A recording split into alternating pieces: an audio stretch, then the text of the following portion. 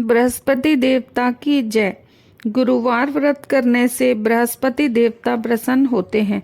ये व्रत अत्यंत फलदायी है। अग्नि पुराण के अनुसार अनुराधा नक्षत्र युक्त गुरुवार से आरंभ करके 7 गुरुवार व्रत करने से बृहस्पति ग्रह की हर पीड़ा से मुक्ति मिलती है। बृहस्पतिवार व्रत कथा। प्राचीन समय की बात है। एक नगर में एक बड़ा व्यापारी रहता था। वह जहाजों में माल लदवाकर दूसरे देशों में भेजा करता था। जिस प्रकार अधिक धन कमाता था, उसी प्रकार जी खोलकर दान भी करता था। परंतु उसकी पत्नी अत्यंत कंजूस थी। वह किसी को भी एक दमड़ी भी नहीं देने देती थी। एक बार सेठ जब दूसरे देश व्यापार करने गया तो पीछे से बृहस्पति देव ने साधु वेश में उसकी पत्नी से भिक्षा मांगी। व्यापारी की पत्नी बृहस्पति देव से बोली, हे साधु महाराज, मैं इस दान और पुण्य से तंग आ गई हूँ। आप कोई ऐसा उपाय बताएं जिससे मेरा सारा धन नष्ट हो जाए और मैं आराम से रह सकूं। मैं ये धन लुटता हुआ नहीं देख सकती। बृहस्पति देव ने कहा, हे देवी, तुम बड़ी विचित्र हो। संतान और धन से कोई दुखी होता है? अगर धन अधिक है तो इसे शुभ कार्यों में लगाओ। कुंवारी कन्याओं का विवाह कराओ, विद्यालय और बाग बगीचों का निर्माण कराओ। ऐसे पुण्य कार्य करने से तुम्हारा लोक परलोक सार्थक हो सकता है। किंतु साधु की इन बातों से व्यापारी की पत्नी को खुशी नहीं हुई। उसने कहा, मुझे ऐसे धन की आवश्यकता नहीं जिसे मैं दान दूं। तब बृहस्पति देव बोले, यदि तुम्हारी ऐसी इच्छा है तो तुम एक उपाय करना। 7 बृहस्पतिवार घर को गोबर से लीपना, अपने केशों को पीली मिट्टी से धोना, केशों को धोते समय स्नान करना, व्यापारी से हजामत बनाने को कहना, भोजन में मांस मदिरा खाना, कपड़े अपने घर धोना। ऐसा करने से तुम्हारा धन नष्ट हो जाएगा। इतना कहकर बृहस्पति देव अंतर्ध्यान हो गए। व्यापारी की पत्नी ने बृहस्पति देव के कहे अनुसार 7 बृहस्पतिवार वैसा ही करने का निश्चय किया। केवल 3 बृहस्पतिवार बीते थे कि उसकी समस्त धन संपत्ति नष्ट हो गई और वह परलोक सिधार गई। जब व्यापारी वापस आया तो उसने देखा कि सब कुछ नष्ट हो चुका है। उस व्यापारी ने अपनी पुत्री को सांत्वना दी और दूसरे नगर में जाकर बस गया। वहां जंगल से लकड़ी काट कर लाता और शहर में बेचता। इसी तरह वह अपना जीवन व्यतीत करने लगा। एक दिन उसकी पुत्री ने दही खाने की इच्छा प्रकट की, लेकिन व्यापारी के पास दही खरीदने के पैसे नहीं थे। वो अपनी पुत्री को आश्वासन देकर जंगल में लकड़ी काटने चला गया। वहां एक वृक्ष के नीचे बैठ अपनी पूर्व दशा पर विचार कर रोने लगा। उस दिन बृहस्पतिवार था। तभी वहां बृहस्पति देव साधु के रूप में सेठ के पास आए और बोले, हे मनुष्य, तू इस जंगल में किस चिंता में बैठा है? तब व्यापारी बोला, हे महाराज, आप सब कुछ जानते हैं। इतना कह व्यापारी अपनी कहानी सुनाकर रो पड़ा। बृहस्पति देव बोले, देखो बेटा, तुम्हारी पत्नी ने बृहस्पति देव का अपमान किया था, इस कारण तुम्हारा ये हाल हुआ है। लेकिन अब तुम किसी प्रकार की चिंता मत करो। तुम गुरुवार के दिन बृहस्पति देव का पाठ करो। 2 पैसे के चने और गुड़ लेकर जल के लोटे में शक्कर डालकर व अमृत और प्रसाद अपने परिवार के सदस्यों तथा कथा सुनने वालों में बांट दो। स्वयं भी प्रसाद और चरणामृत लो। भगवान तुम्हारा अवश्य कल्याण करेंगे। साधु की बात सुन व्यापारी बोला, महाराज, मुझे तो इतना भी नहीं बचता कि मैं अपनी पुत्री को दही लाकर दे सकूं। इस पर साधु जी बोले, तुम लकड़ियां शहर में बेचने जाना। तुम्हें लकड़ियों के दाम पहले से चौगने मिलेंगे, जिससे तुम्हारे कार्य सिद्ध हो जाएंगे।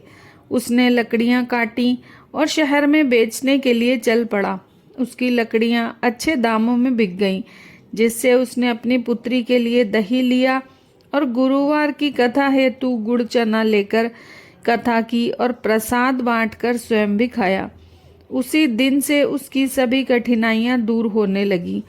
परंतु अगले बृहस्पतिवार को वह कथा करना भूल गया। अगले दिन वहां के राजा ने एक बड़े यज्ञ का आयोजन कर पूरे नगर के लोगों को भोज का आयोजन किया। राजा की आज्ञा अनुसार पूरा नगर राजा के महल में भोज करने पहुंचा, लेकिन व्यापारी और उसकी पत्नी तनिक विलंब से पहुंचे। अतः जब दोनों को राजा ने महल में ले जाकर भोजन कराया, तब वे दोनों लौट कर आए। तब रानी ने देखा कि उसकी खूंटी पर टंगा हार गायब है। रानी को व्यापारी और उसकी पुत्री पर संदेह हुआ कि उसका हार उन दोनों ने ही चुराया है। राजा की आज्ञा से उन दोनों को कारावास की कोठरी में कैद कर दिया गया। कैद में पड़कर दोनों अत्यंत दुखी हुए। वहां उन्होंने बृहस्पति देवता का स्मरण किया। बृहस्पति देव ने प्रकट होकर व्यापारी को उसकी भूल का आभास कराया और उन्हें सलाह दी कि गुरुवार के दिन कैद खाने के दरवाजे पर तुम्हें 2 पैसे मिलेंगे। उनसे तुम चने और मुनक्का मंगवाकर विधि पूर्वक बृहस्पति देवता का पूजन करना। तुम्हारे सब दुख दूर हो जाएंगे। बृहस्पतिवार को कैद खाने के द्वार पर उन्हें 2 पैसे मिले। बाहर सड़क पर एक स्त्री जा रही थी। व्यापारी ने उसे बुलाकर गुड़ और चने लाने को कहा। इस पर वह स्त्री बोली, मैं अपनी बहू के लिए गहने लेने जा रही हूँ, मेरे पास समय नहीं है। इतना कह वह वहां से चली गई। थोड़ी देर बाद वहां से एक और स्त्री निकली। व्यापारी ने उसे बुलाकर कहा कि हे बहन, मुझे बृहस्पतिवार की कथा करनी है, तुम मुझे 2 पैसे का गुड़ चना ला दो। बृहस्पति देव का नाम सुन वह स्त्री बोली, भाई मैं तुम्हें अभी गुड़ चना लाकर देती हूँ। मेरा इकलौता पुत्र मर गया है, मैं उसके लिए कफन लेने जा रही थी, लेकिन मैं पहले तुम्हारा काम करूंगी, उसके बाद अपने पुत्र के लिए कफन लाऊंगी। वह स्त्री बाजार से व्यापारी के लिए गुड़ चना ले आई और स्वयं भी बृहस्पति देव की कथा सुनी। कथा के समाप्त होने पर स्त्री कफन लेकर अपने घर गई। घर पर लोग उसके पुत्र की लाश को राम नाम सत्य है कहते हुए शमशान ले जाने की तैयारी कर रहे थे। स्त्री बोली, मुझे अपने लड़के का मुख देख लेने दो। अपने पुत्र का मुख देख वह स्त्री ने मुंह में प्रसाद और चरणामृत डाला। प्रसाद और चरणामृत के प्रभाव से वह पुनर्जीवित हो गया। पहली स्त्री जिसने बृहस्पति देव का निरादर किया था, वह जब अपने पुत्र के विवाह हेतु पुत्रवधू के लिए गहने लेकर लौटी और जैसे ही उसका पुत्र घोड़ी पर बैठकर निकला, वैसे ही घोड़ी ने ऐसी उछाल मारी कि वह घोड़ी से गिरकर मर गया। यह देख स्त्री रो रो कर बृहस्पति देव से क्षमा याचना करने लगी। उस स्त्री की याचना से बृहस्पति देव साधु के वेश में वहां पहुंचकर कहने लगे, हे देवी, तुम्हें बहुत अधिक विलाप करने की आवश्यकता नहीं है। यह बृहस्पति देव का अनादर करने के कारण हुआ है। तुम वापस जाकर मेरे भक्त से क्षमा मांगकर कथा सुनो, तभी तुम्हारी मनोकामना पूरी होगी। जेल में जाकर उस स्त्री ने व्यापारी से माफी मांगी और कथा सुनी। कथा के उपरांत वह प्रसाद और चरणामृत लेकर अपने घर वापस गई। घर आकर उसने चरणामृत अपने मृत पुत्र के मुख में डाला। चरणामृत के प्रभाव से उसका पुत्र भी जीवित हो उठा। उसी रात बृहस्पति देव राजा के सपने में आए और बोले, हे राजन, तूने जिस व्यापारी और उसकी पुत्री को जेल में कैद कर रखा है, वह बिल्कुल निर्दोष है।